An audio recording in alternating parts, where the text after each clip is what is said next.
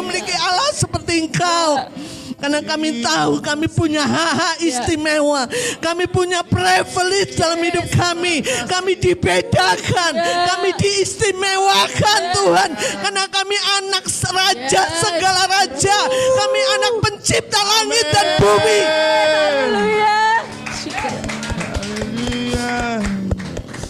Kami sangat kagum.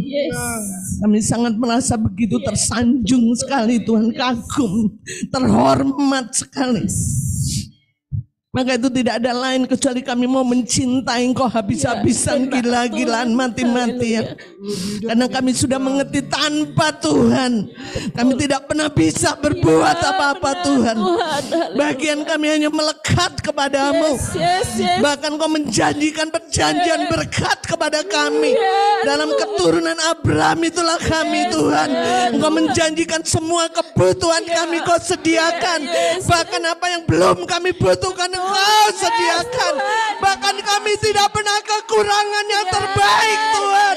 Oh, Engkau sungguh Bapa yang bisa diandalkan. Engkau lah pengharapan kami satu-satunya. Tidak ada yang lain. Terima kasih. Itu yang membuat kami aman bersama Engkau Tuhan. Itu yang membuat kami tenang bersama Engkau.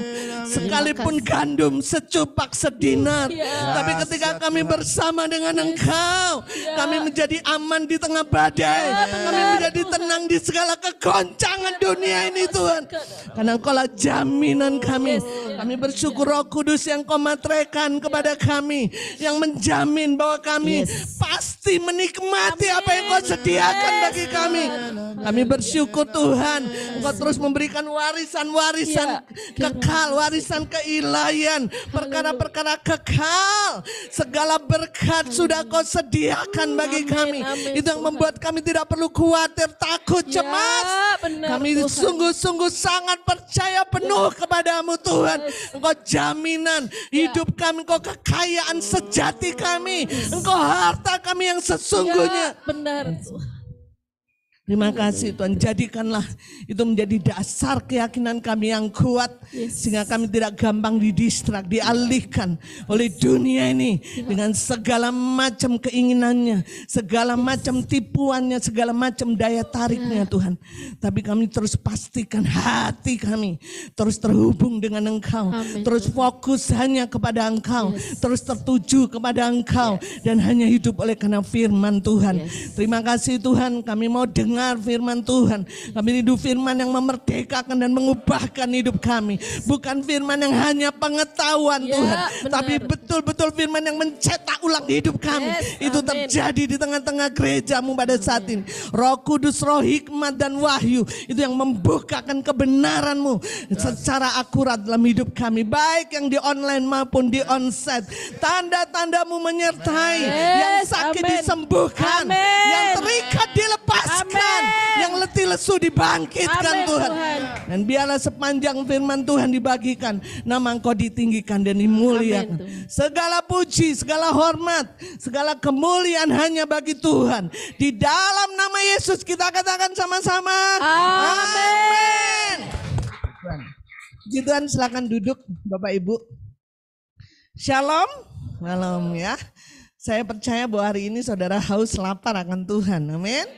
Ya, saya merasakan bahwa ini akhir zaman, kita hidup di akhir zaman, di hari-hari terakhir. Maleakhi itu akan digenapi, saudaraku, bahwa kita akan menjadi orang-orang yang berbeda. Tuhan akan membuat perbedaan antara orang benar dan orang fasik. Dan orang benar itu saudara dan saya, amin. Selama hidup kita bangun dengan benar, selama hidup kita terus terhubung dengan kebenaran, saya percaya saudaraku semakin gelap dunia ini, semakin hancur dunia ini saudaraku, semakin Tuhan angkat kita menjadi terang, amin. Semakin Tuhan angkat kita menjadi garam, amin. Kita bukan hanya menjadi lilin kecil, tapi kita menjadi mercusuar, menjadi terang yang sangat bercahaya. Amin. Puji Tuhan. Ya. Nah, saudara, minggu kemarin kita belajar tentang kekayaan. Ya, betul ya. Kita bukalah ya Ulangan 8 ayat yang ke-18. Ya, saya ingin mengulang apa yang sudah diajarkan penatua kita Pak Timotius Chandra. Nanti saya akan lanjutkan dengan topik hari ini. Kita buka dulu Ulangan 8 ayat yang ke-18. Kita baca sama-sama. 1, 2, 3. Tetapi haruslah engkau ingat kepada Tuhan Allahmu, sebab Dialah yang memberikan kepadamu kekuatan untuk memperoleh kekayaan, dengan maksud meneguhkan perjanjian yang diikrarkannya dengan sumpah kepada nenek moyangmu seperti sekarang ini. Jadi saudara, saya hanya ingin ingatkan kembali bahwa minggu kemarin kita belajar bahwa hidup kita setelah kita terima Yesus, kita hidup dengan perjanjian yang luar biasa yang namanya perjanjian berkat. Amin. Amin ya. Perjanjian berkat, saudara. Jadi pasti kalau kita menjadi anak Tuhan, percaya kepada Yesus, Tuhan pasti memberkati kita. Tapi karena perjanjian, saudaraku, ada bagian Tuhan, ada bagian kita. Amin. Nah, Tuhan bilang kemarin, penatua Timotius selalu tekankan, Tuhan tidak pernah memberikan kekayaan, tapi memberikan apa? Kekuatan untuk memperoleh kekayaan. Ya, saudara ya.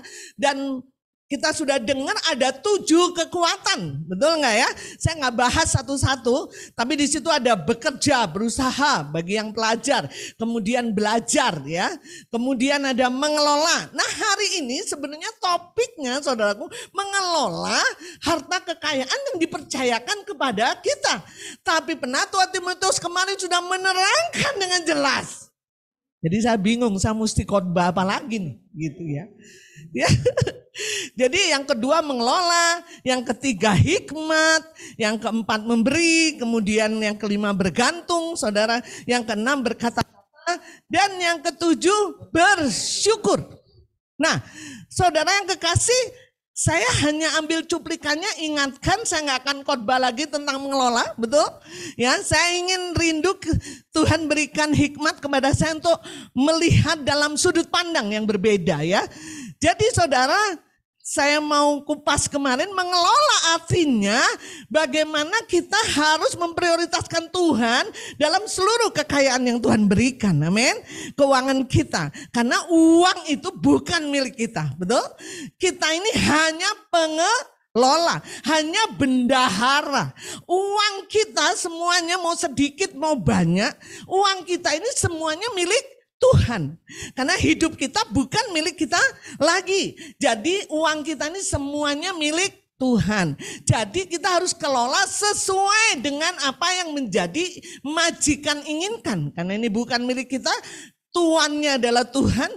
Jadi kalau saya mengeluarkan, semua keuangan kita harus izin Tuhan. Karena sama, kalau saya jadi bendahara, saya harus seizin majikan saya, betul?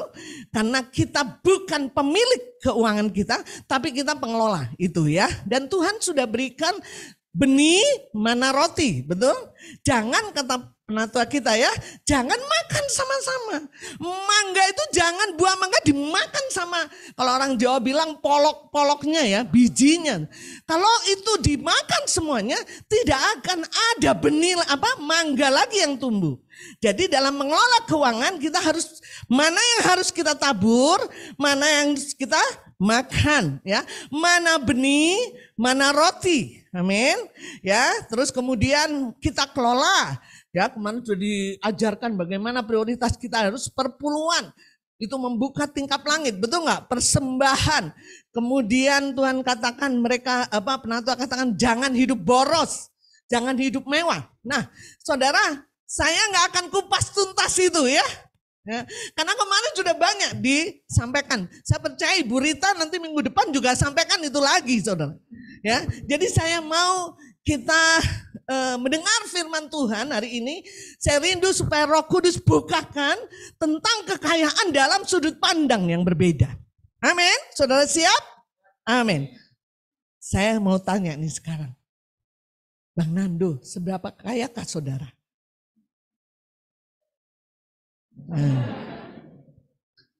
Seberapa kayakah saudara? Katanya kan harus mengelola kekayaan. Kita nggak ngerti seberapa kaya Teguh.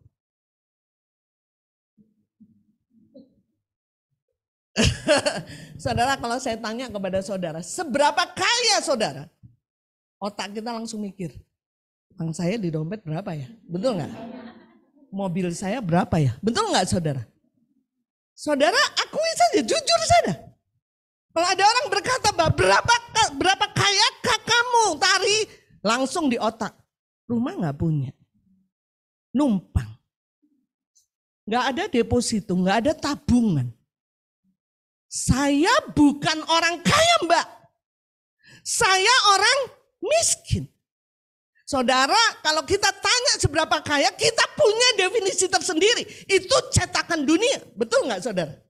Kenapa? Karena kekayaan selalu dihubungkan dengan apa yang kita miliki. Betul? Saudara setuju dengan saya? Ya, kalau saya punya apa? Punya mobil, saya punya rumah, saya punya deposito, saya punya emas berlian, saudaraku. Saya dengan PD-nya saya kaya. Saya lebih kaya dari kamu. Kenapa saya lebih kaya dari kamu? Karena kamu tidak punya apa yang kami miliki, betul? Yang saya miliki kamu gak punya. Jadi wajar kalau saya state bahwa saya lebih kaya dari kamu, betul? Saudara setuju gak dengan saya? Selalu diukur dengan apa? Materi. Kalau kita bilang kekayaan, saudara, selalu di otak kita, itu adalah materi yang saya miliki, itu adalah uang yang saya miliki.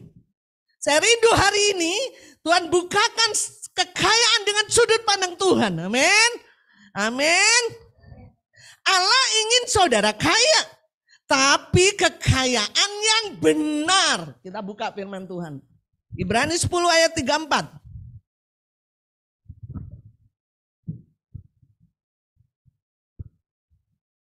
Ibrani 10 ayat yang ke-34.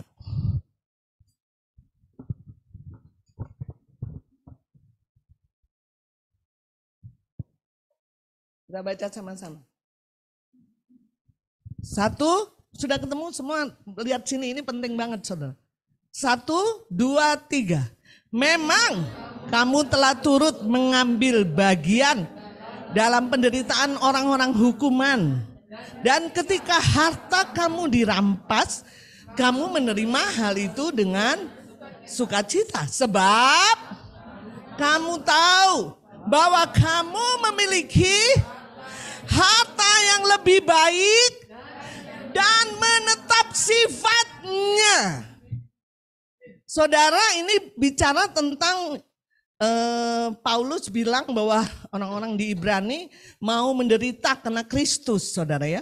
Sekalipun hartanya dirampas, dia tetap sukacita. Kenapa orang-orang di Ibrani, saudara? Dia tetap sukacita sebab dia tahu, orang-orang ini tahu, ada harta yang lebih baik dan menetap sifatnya. Jadi dari sudut pandang Tuhan, kekayaan bukan diukur dari materi dan uang. Saya rindu hari ini Tuhan hancurkan setiap pola cetak lama. Amin. Yang sehingga kita berpikir, ya kekayaan itu apa yang aku miliki? Harta. Ya kalau saya belum punya rumah, miskin lah saya, Mbak. Saudara, saya rindu sudut pandang Tuhan. Saudara, Tuhan ingin saudara memiliki kekayaan yang benar. Kekayaan yang bagaimana? Yang lebih baik dan yang lebih menetap sifatnya. Kenapa? Karena banyak manusia, saudara, ingin kekayaan itu seperti materi, uang, dan bersifat sebenarnya sementara. Betul nggak? Ya kan? Ya, betul? Apa yang kita miliki kan sementara, betul nggak, saudara? Mobil. Saudara, kalau ada banjir, langsung lep gitu ya. Kekayaan kita habis, betul nggak? Kalau ada kebakaran, lep gitu, habis saudara. Tapi saudara harus jujur ya, saya harus jujur akui bahwa banyak orang, tenaganya, pikirannya, energinya untuk memperebutkan hal yang sementara, betul? Betul nggak saudara? Nah ini yang Tuhan ingin ubahkan ya. misalnya rumah dan segala macam. Waduh, dia perebutkan sampai habis-habisan. Padahal itu sementara dan binasa. Ya. Nah, Tuhan ingin saudara dan saya memiliki sudut pandang yang berbeda tentang kekayaan. Apa itu kekayaan? Harta yang lebih baik dan menetap sifatnya. Amin. Kenapa? Karena harta sementara itu nggak pernah kita bawa mati ya. Kita lihat di Wahyu 14 ayat yang ke-13. Wahyu 14 ayat yang ke-13.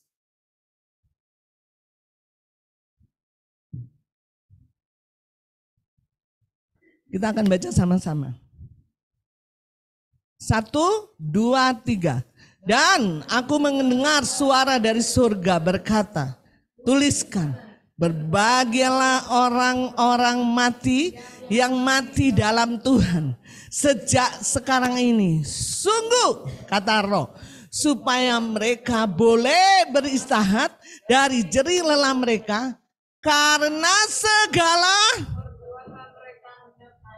yang menyertai mereka apa, saudara? Rumahnya menyertai enggak? Hartanya menyertai enggak, saudara? Perbuatannya. Artinya kekayaan yang lebih baik dan menetap sifatnya. Itu yang menyertai kita. Amin. Amin, saudara. Nah, ada banyak anak-anak Tuhan justru kebalik cara berpikirnya. Mereka bukan berarti kita nggak boleh cari uang, betul ya? Penatua kemarin saya udah nggak bahas lagi lah.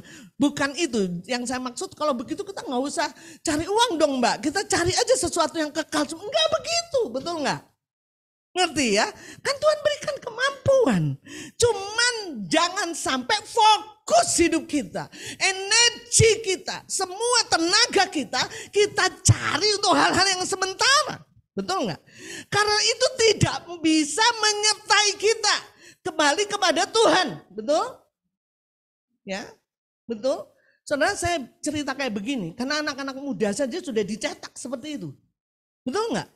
Anak-anak muda, saudara, sudah mulai berpikir bagaimana saya kaya. Tapi kayanya itu tidak sesuai dengan sudut pandang Tuhan. Ya, anak-anak Tuhan. Ya, dia pengen jadi YouTuber, dia pengen. Saudara, ada banyak contoh, saudara. Karena akar cinta akan uang itu akar segala kejahatan. Kita lihat satu firman lagi. Lukas 12 ayat 13 sampai 15.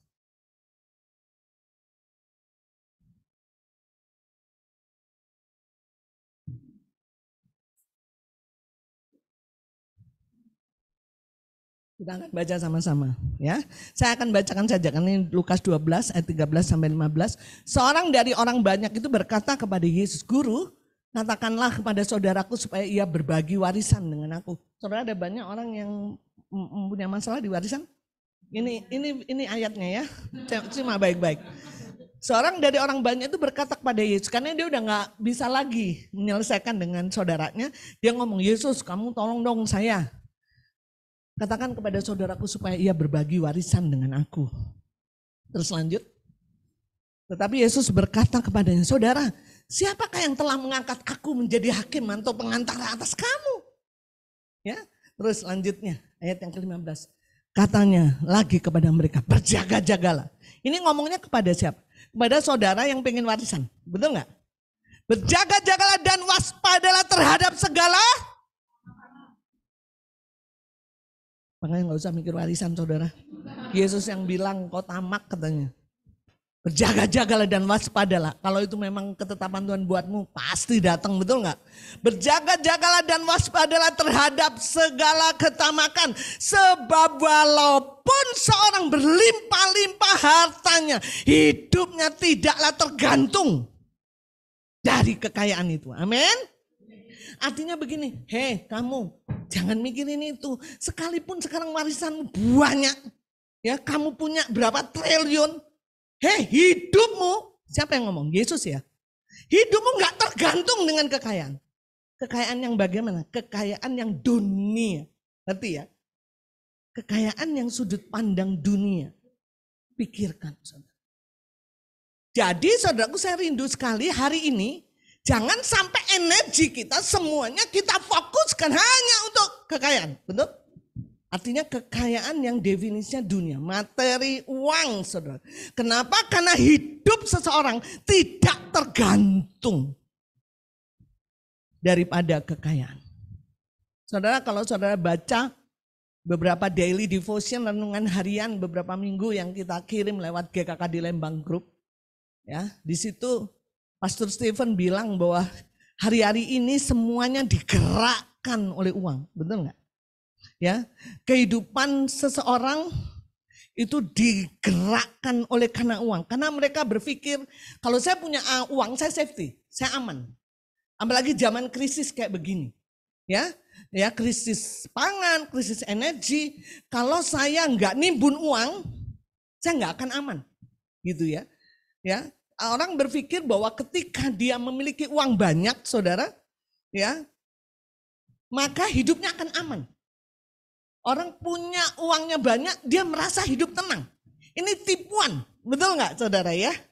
Tipuan, betul nggak saudara? Maka itu saudara, ketika orang berpikir bahwa keamanan saya, ketenangan saya, itu hanya bisa dijawab oleh uang, maka dia akan habis-habisan cari uang, betul? Betul nggak? Kalau saya merasa bahwa saya aman dengan uang, saya tenang dengan uang, saya akan habis-habisan cari uang. Karena saya merasa saya aman dan tenang bersama uang. Hati-hati.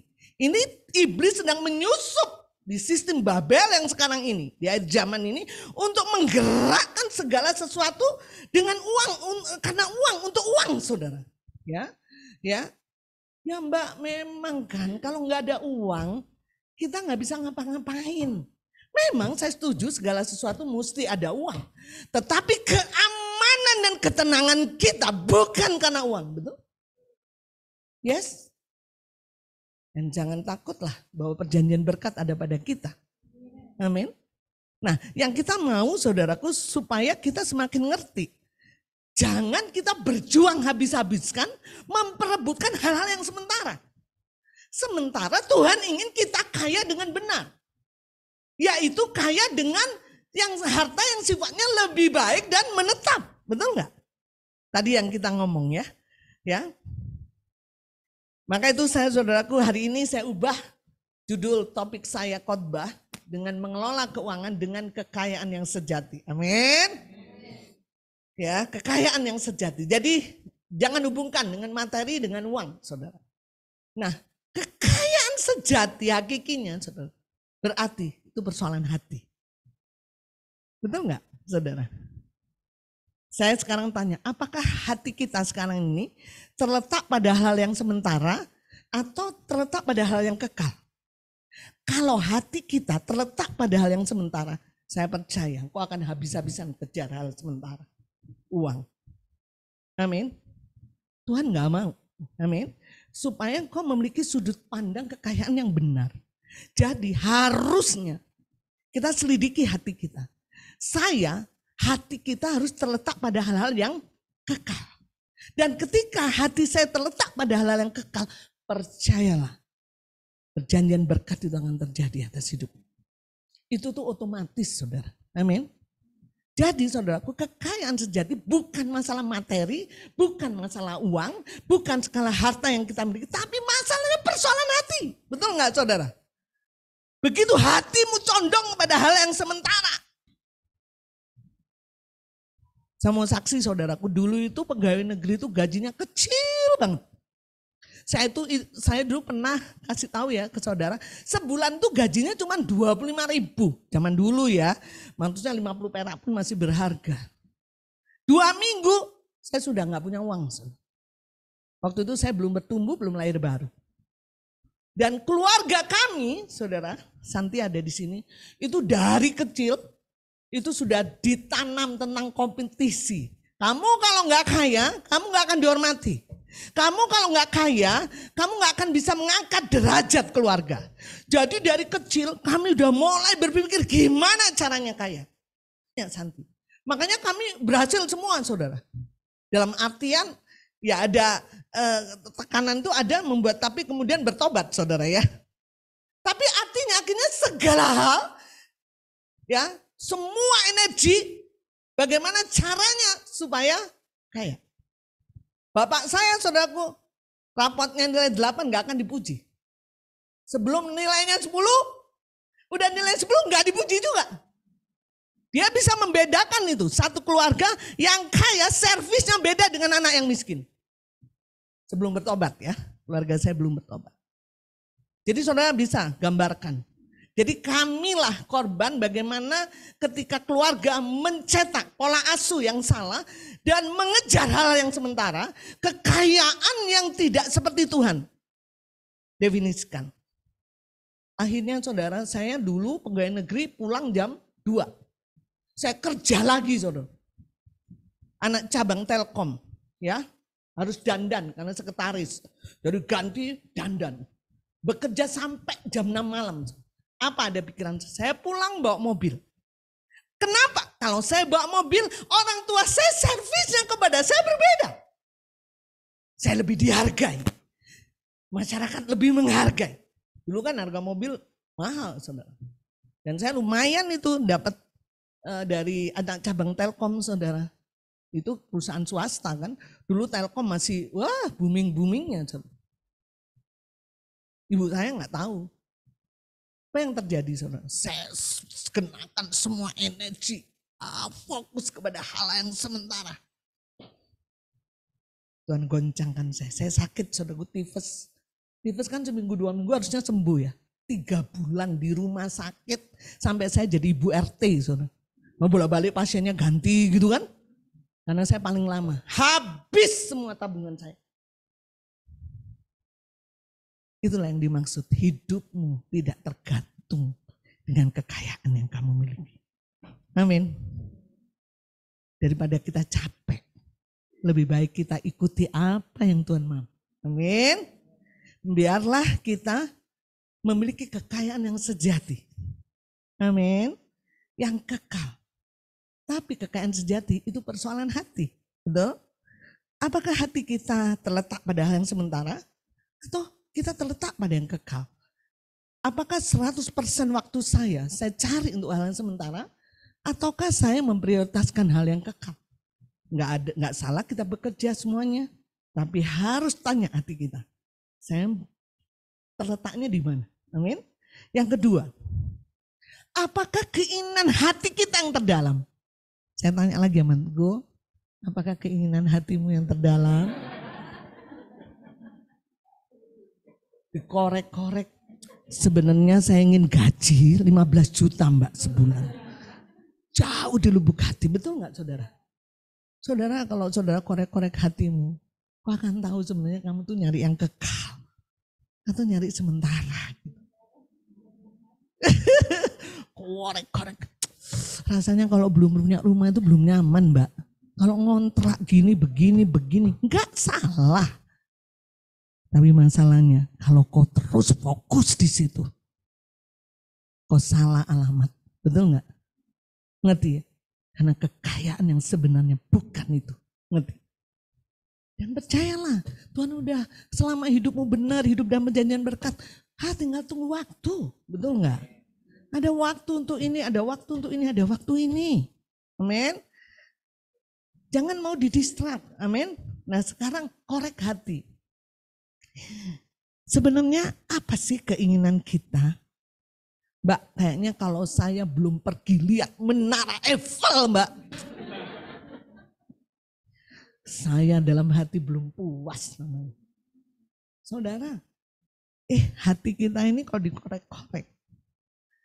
Sebenarnya kita bilang, aku mau habis-habisan, gila-gilaan, mati-mati, jauh dilupakan. Masih ada hal-hal sementara yang kita prioritaskan. Kita bilang, kalau itu terjadi, aman saya, safety saya, tenang saya, puas saya, betul nggak? Yang ketiga, di mana letak hati kita? Di mana hatimu berada, di situ hartamu berada. Kalau hati kita terletak pada mobil, disitulah harta kita, hati kita. Enggak ada bedanya. Saudara, jadi ini dalam banget. Saya rindu kalau ini benar, kok pasti akan perpuluhan, persembahan. Betul nggak saudara? Karena ini dibenerin dulu, amin. Bahwa kekayaan itu bukan itu. Ya, saya nggak pernah memandang saudara miskin, kaya, nggak pernah saudara. Karena saya sudah merombak pola pikir saya. Makanya saya menghargai setiap orang. Apa yang dimaksud dengan kekayaan sejati?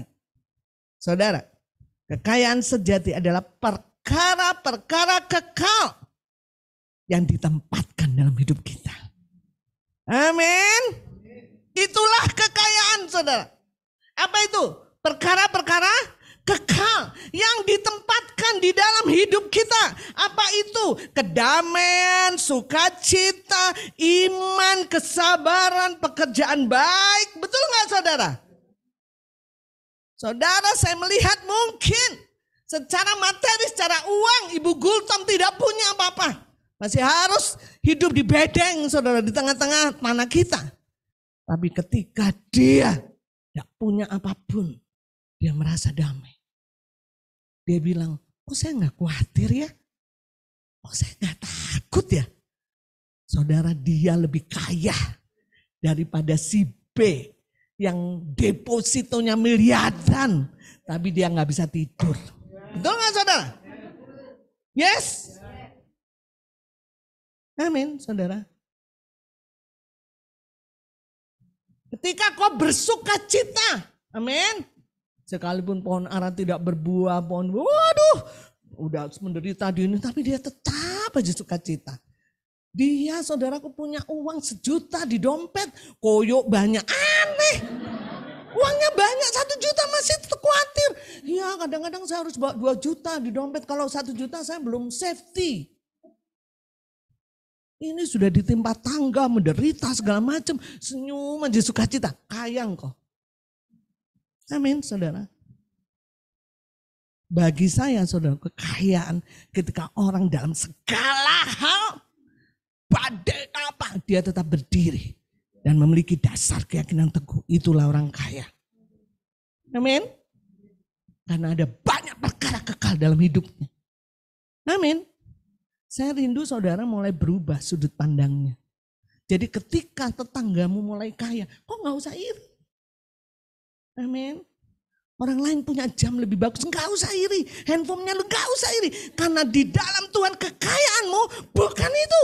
Amin. Tapi ketika engkau bersukacita di tengah badai, engkau tetap damai, engkau gak punya konflik, engkau tetap mengalami iman yang luar biasa, kesabaran, ya, iman yang tahan banting, ya, dalam kesesakan engkau bertahan. Waduh, orang sampai lihat, waduh, kalau saya jadi dia gila saya.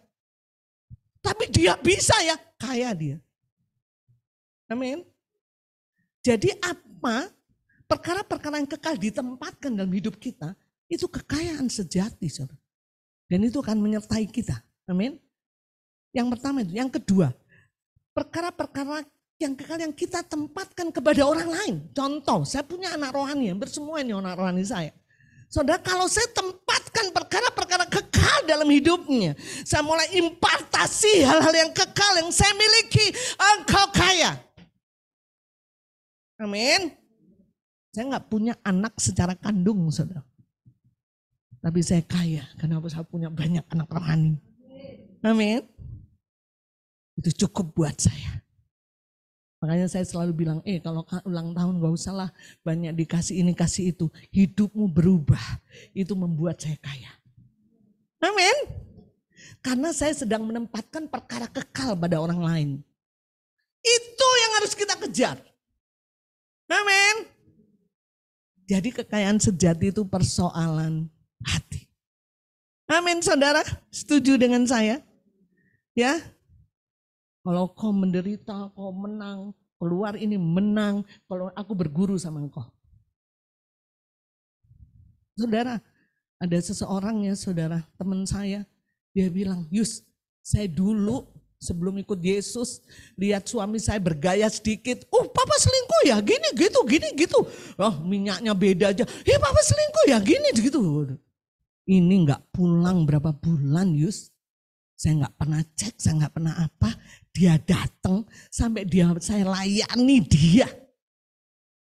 Dia nangis, dia ngaku. Saya mikir, Tuhan kok saya seperti orang yang berbeda ya? Kok kaya, betul nggak? Karena dia mengalami kesabaran yang luar biasa. Saudara, maka itu dikatakan bahwa kalau engkau mengalami banyak hal-hal yang percayalah bahwa Tuhan sedang menempatkan sesuatu yang kekal. Karena tidak mungkin ada kesabaran tanpa penderitaan, betul nggak? Walaupun namamu sabar, tapi kalau engkau nggak pernah menderita, sebenarnya engkau nggak pernah punya kesabaran, gitu nggak? Itu sekolah yang memang kurikulumnya begitu, saudara. Jadi nggak mungkin kita sabar kalau kita nggak menderita, betul? Benar nggak, saudara? Jadi bersyukur, berbahagialah kata Paulus. Kalau engkau, kenapa? Karena Tuhan sedang menaruhkan perkara kekal dalam itulah kekayaan. Amin. Saya gimana Mbak caranya jadi anak Tuhan, nggak usah menderita, nggak usah diproses, nggak usah dapat terus perjanjian berkat terus saja terus, nggak ada. Itu kurikulumnya di sekolah Tuhan nggak ada, saudara. Mesti dibentuk, mesti diproses. Kenapa? Karena Tuhan akan tempatkan perkara kekal dalam hidupmu. Dan ketika engkau mengalami perkara kekal, kau bisa impactasi ke orang lain. Itulah kekayaan. Amin. Ya, jadi anak-anak rohani saya bawa pulang ke surga. Betul nggak, saudara? Perbuatanmu menyertai engkau. Betul nggak? Amin, saudara. Karena itu kekayaan sejati saya. Amin. Jadi dua hal itu seharusnya yang kita harus kejar. Amin. Bukan berarti, Mbak, kalau begitu kita nggak boleh kaya secara penantu Timotius kan kemarin udah bilang, nggak ada yang salah, kita pasti kaya, betul nggak? Tapi Tuhan harus pastikan dulu hatimu benar. Kalau hatimu nggak benar, waduh, bangsa Israel, saudaraku, dapat jarahan emas, dia bikin berhala, betul nggak? Emasnya dia bikin domba, dia bikin kuda, dia sembah. Banyak anak Tuhan, dia nggak pas, betul nggak? Dan saya rindu saudara dan saya, ketika benar-benar sudut pandang ini berubah, percayalah cepat atau lambat harta bangsa-bangsa akan datang ke tempat. Kenapa? Karena gereja ini bisa dipercaya. Amin. Masalahnya sudut pandang kita terhadap kekayaan harus berbeda. Kita harus mencari kekayaan yang lebih baik dan menetap sifatnya. Amin. Maka itu janganlah kau terusik kalau kau bilang, keluarga bilang ini, kamu ya jadi anak Tuhan berapa tahun belum juga punya rumah. Saya ketemu tahun kemarin belum punya rumah, ngontrak. Tahun sekarang ketemu, tahun depan mungkin belum. Terus kita nggak bisa tidur. Terus kemudian dunia mulai itulah, jangan terlalu sungguh-sungguh ya, balance aja lah jadi anak Tuhan. Nggak usah sungguh-sungguh banget, lihat tuh. Nah mulai kan ditunjuk si A, lihat tuh si B. Sehingga kebenaran kita dengan apa yang kita lihat, betul nggak? Oh iya ya, pantesan. Oh kalau gitu saya nggak usah. Saudaraku, tipis sekali. Karena kita mulai hati kita melekat pada hal-hal sementara. Kalau datang keluarga, puji Tuhan, nanti tiba waktunya saya dapat rumah. Tapi saya bersyukur rumah saya sudah ada di surga, itu lebih penting. Kan di sini cuma sementara. Betul nggak, saudara? Saya baliknya kan ke surga. Gitu. Amin, saudara. Bukan berarti saudara nggak boleh punya rumah, enggak. Saya nggak ngajarin begitu. Jangan sampai pulang terus, wah dunia ajaran sesat nih Mbak Yus nih. Bukan. Ya, tapi saya rindu saudara ngerti hidup saudara dan ngerti bahwa inilah pandangan Tuhan tentang kekayaan. Amin. Karena kita pasti kaya, karena kita penuh dengan perjanjian berkat. Kita keturunan Abraham, amin. Cuman Tuhan berkata, hatimu yang harus dibereskan dulu. Persoalan hati, kekayaan sejati itu persoalan hati. Nah sekarang, Mbak, apa indikasinya? Indikasi itu apa? Ciri-ciri ya. Ciri-ciri kalau saya betul-betul hidup di dalam kekayaan sejati. Yang pertama, saudara, kamu akan memiliki hati yang bahagia. Saudara, hati yang bahagia itu dicari semua orang. Betul nggak? Karena ada banyak orang mendefinisikan bahagia, hati yang bahagia terletak dengan harta yang kita miliki. Ya, kalau hartanya saya banyak, saya pasti bahagia. Tadi sama seperti orang tuanya Ai ya, waktu saya kunjungan. Atuh Bu, kalau teboga cicis mah bahagia atuh sok.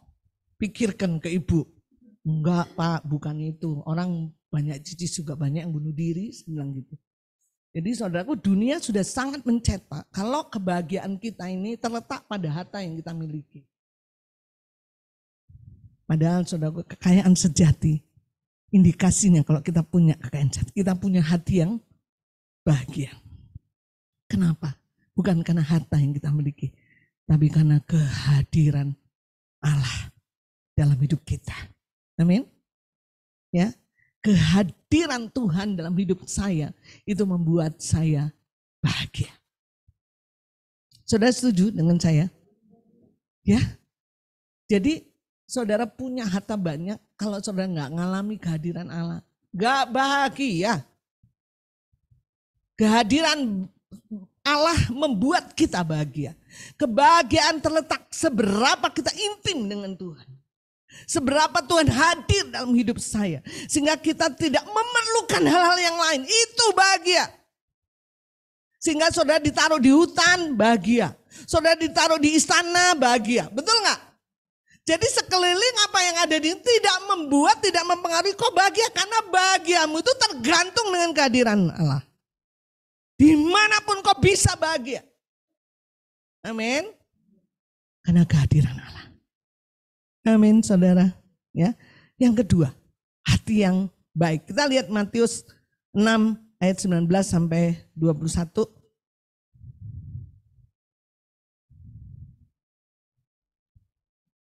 Saya akan bacakan buat saudara. Janganlah kamu mengumpulkan harta di bumi.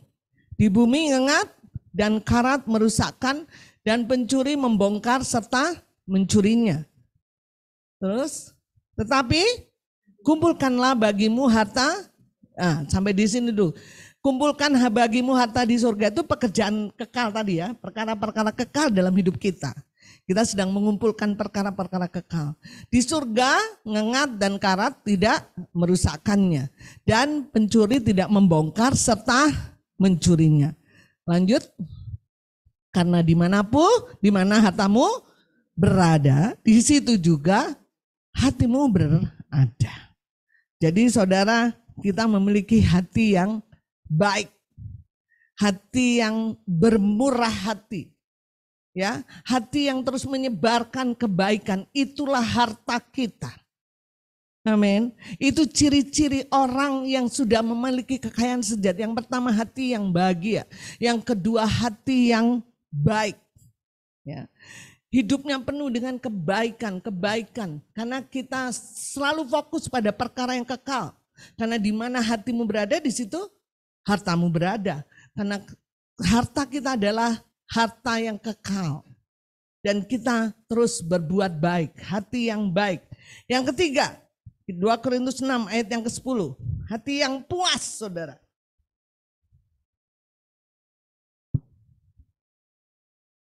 Dua Korintus 6 ayat yang ke-10. Kita baca sama-sama. 1, 2, 3. Sebagai orang berduka cita, namun senantiasa bersuka cita. Sebagai orang miskin, namun memperkaya banyak orang. Sebagai orang tak bermilik, sekalipun kami memiliki segala sesuatu. Jadi memiliki hati yang puas. Kita bisa kasih contoh, saudaraku. Paulus tidak memiliki apa-apa, betul. Istri aja nggak punya, betul nggak saudara? Istri nggak punya. Kalau saya tanya Paulus punya apa sih? Dia bekerja, saudara, tapi dia nggak punya apa-apa. Saudara, dia tidak bermilik, sekalipun dia memiliki segala sesuatu. Paulus tidak memiliki hal-hal dunia, ya, harta, kekayaan, rumah, segala macam, saudara. Tetapi ia kaya dalam hal rohani, betul? Lihat Paulus, saudara. Ya, apa yang terjadi? Paulus memiliki jawaban bagi setiap persoalan masalah orang, betul? Kekayaan yang luar biasa itu saudara. Ya, kita bisa memberi jawaban. Ya, pada masa-masa sulit Paulus tampil memberikan kebenaran dan wahyu. Ya, dia kaya secara rohani. Ya, itulah saudaraku, Allah melihat keberhasilan manusia dengan sudut pandang yang berbeda. Amin. Paulus dia kaya. Kenapa saudaraku? Karena hatinya puas hanya kepada Tuhan. Jadi harta segala macam bagi dia nggak memuaskan. Yang dia hatinya puas hanya karena Tuhan. Dia kaya saudara. Sekalipun dia tidak bermilik. Sekalipun dia berduka cita, sukacita. Sekalipun dia miskin. Tapi dia memperbanyak banyak orang. Amin. Saudaraku, saya yakin sekali. Seperti banyak dinubuatkan hamba Tuhan. Uang akan jatuh. Money is filled. Ya, uang akan jatuh. Orang tidak lagi menyembah uang, saudara. Dan saya percaya pada saat itulah gereja Tuhan akan dibangkitkan. Kita akan memberi jawaban. Amin. Kita orang kaya. Amin. Wah, luar biasa saudara. Tuhan sedang memproses hidupmu, sedang mencetak hidupmu dengan banyak hal-hal yang sulit mungkin dalam hidupmu. Tapi Tuhan sedang menaruhkan perkara-perkara kekal. Dan ketika tiba waktunya kau sudah banyak jawaban, amin. Kau kaya dan kau akan memperkaya banyak orang. Amin. Itulah kekayaan kita saudara. Saya percaya orang akan datang kepadamu memanggil engkau lah, mencolek-colek engkau. Tolong dong ajarin aku. Saudara, saya melihat itu teman seruangan saya sekarang berubah. Mukanya enggak inloyo lagi, happy. Ibunya sembuh saudara, dari kanker begitu. Saya tinggal tunggu waktu aja saudara. Ibunya sembuh terus kemudian dia nggak bete lagi.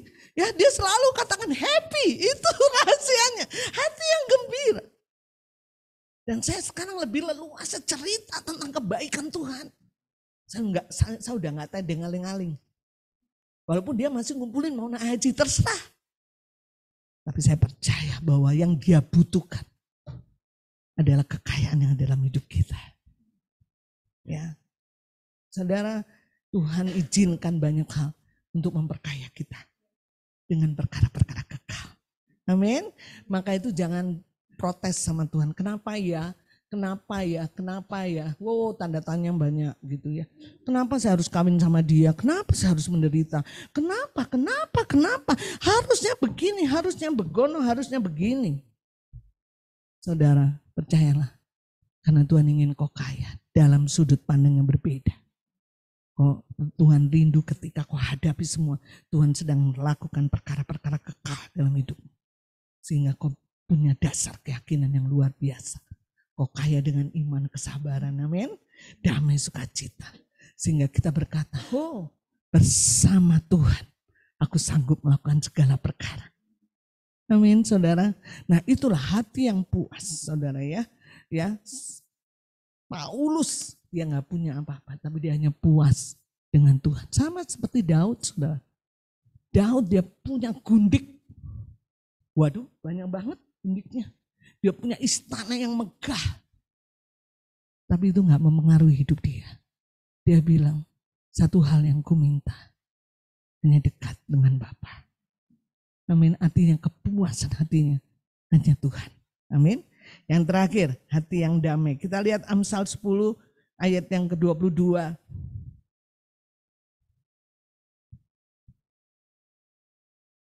Amsal 10 ayat 22. Kita lihat ayat yang terakhir.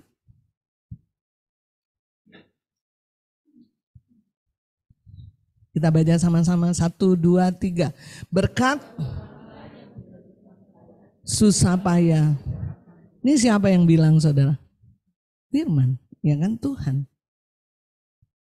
Kalau gitu kita nggak usah kerja keras loh. Enggak dong, kerja keras. Tapi bukan berarti untuk cari kekayaan. Kalau kerja keras memang karakternya Tuhan, kerja keras. Amin. Kita nggak boleh malas-malas. Tuhan bilang kalau malas kamu nggak makan gitu ya. Ngerti ya? Jadi jangan, itu konteks yang berbeda, betul nggak? Tapi kalau kerja keras cari uang, nah itu yang salah. Ngerti ya? Kalau kita kerja keras, memang saya anak Tuhan, karakter Kristus harus ada pada saya. Orang suruh lari semeter, kita 2 meter, betul nggak? Excellent, betul nggak? Itu kerja keras. Memang harus kerja keras karakter Tuhan, tapi jangan kerja keras untuk cari kekayaan. Itu yang salah. Kenapa? Karena berkat Tuhanlah yang menjadikan kita kaya.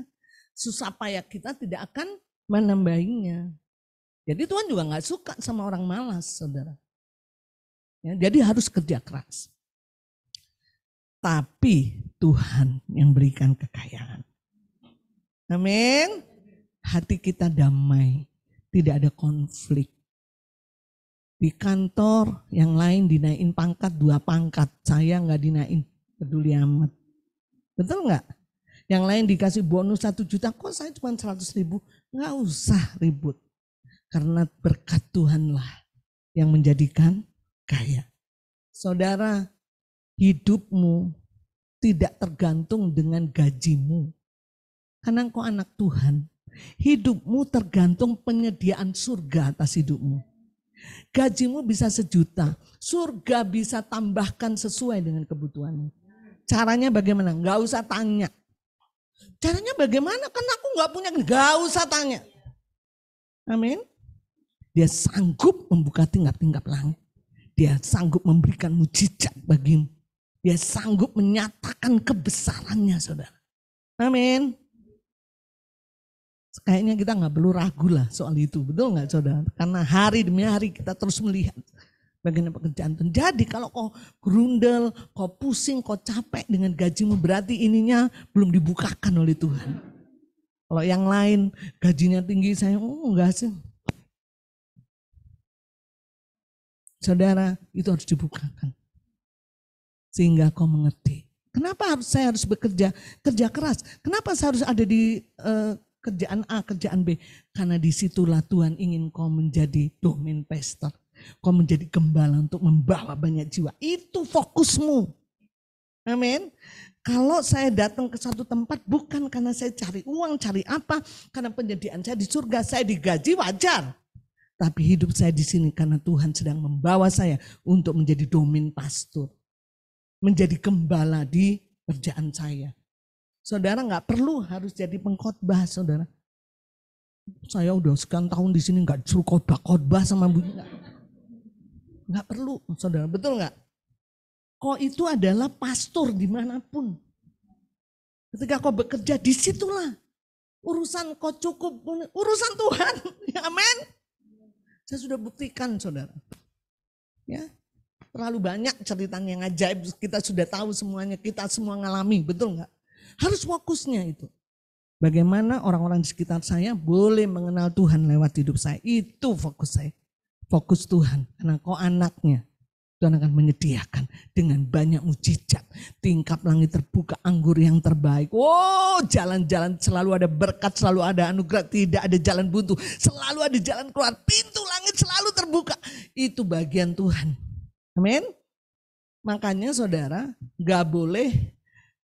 Harus tahu peran kita masing-masing. Peran anak apa, peran bapak apa. Betul nggak? Saya selalu kasih tahu Moses, anak kita. Barry nggak mungkin ngomong malam bergumul. Aduh besok saya makan apa ya? Apa tersedia ya makan di rumah? Ya enggak, betul nggak? Anak dalam pikirannya selalu percaya bahwa orang tuanya pasti menyediakan. Betul? Itu fungsi kita sebagai anak. Bapak yang pusing. Betul nggak? Bagaimana ini anak saya makan nggak besok? Bapak yang pusing. Tapi seringkali kita berubah peran. Bapaknya kita peran bapak. Tuhan suruh bikin peran anak. Mana yang bapak, mana yang anak. Yang pusing kita ya saudara. Nah saudara harus itu. Oh Tuhan karena saya anak, ya saya nggak perlu pusing. Besok anak saya mau kuliah di mana terserahlah Tuhan yang ngatur. Kan kok bapakku Tuhan, kok yang pusing dong, kok yang nyediain. Aku percaya saja, penuh andalkan engkau. Karena engkau lah bapakku. Engkau pasti menyediakan apa yang menjadi kebutuhan. Amin. Saya yakin itu pasti akan terjadi. Jadi hati kita damai, gak ada konflik. Saudara itulah kekayaan yang sejati. Karena banyak orang hatinya gak damai. Ya. Penuh dengan konflik, penuh diri, saudaraku banyak uang tapi penuh diri. Ada orang bilang begini, orang bisa beli kasur semahal pun, tapi dia nggak bisa beli tidur, ngerti ya? Saya punya duit banyak 1 M, ada kasur 1 M, ada kasur-kasurnya Sultan itu saudaraku 1 M, dilapis emas segala macam saudara.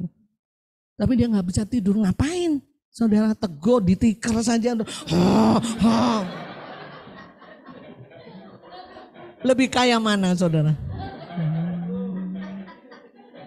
Kasihan dia, kasurnya berminat-minat nggak bisa tidur, kita tidur aja nggak bisa. Dia beli kasur bisa tapi nggak bisa beli tidur, betul nggak saudara?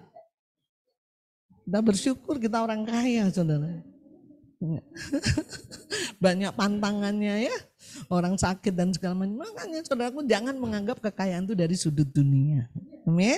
Maka itu marilah kita sama-sama memiliki perkara kekal dalam hidup kita dan memberikan perkara kekal bagi banyak orang lain. Baik, kita akan berdiri, bangkit berdiri.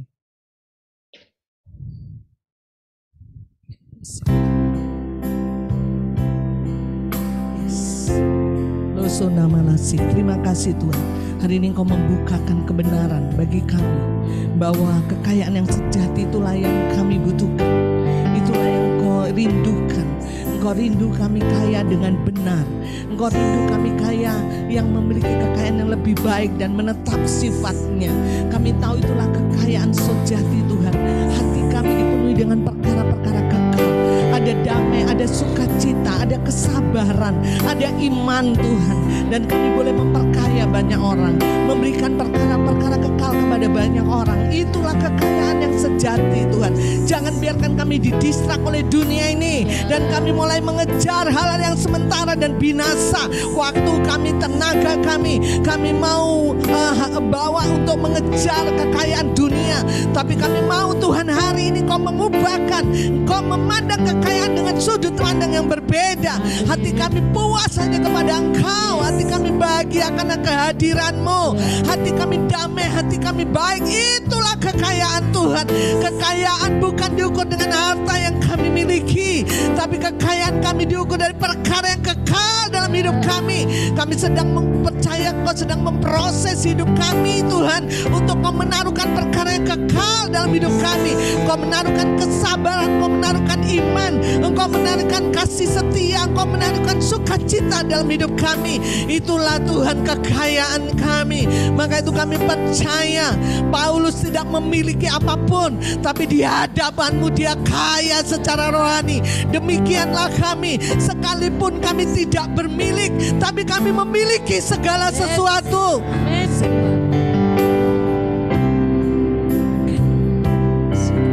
Kau tunjukkan kasih setiamu,